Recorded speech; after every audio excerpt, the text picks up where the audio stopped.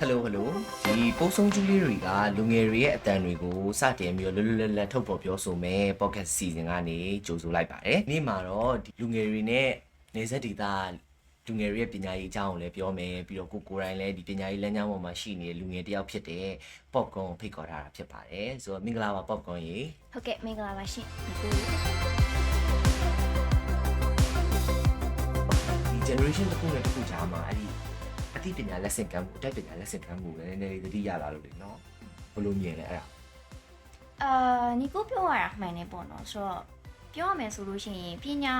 တစ်ခုတည်းနဲ့တော့ဘဝကြီးကတော့မပြည့်စုံပါဘူးပညာတက်ယုံနဲ့လည်းပြောမယ်ဆိုလို့ရှိရင်လူတော်တိုင်းလည်းလူကောင်းမဖြစ်ဘူးကိုကပညာတက်နေပေမဲ့လည်းစိတ်သက်အခြေခံတိပညာအခြေခံမကောင်းနေလို့ရှိရင်ဒါကလက်ကားပဲပညာတက်တယ်လို့လည်းပြောလို့မရဘူးဟုတ်တယ်သူကအောက်တန်းစားတက်ဖြစ်သွားမှာပဲနော်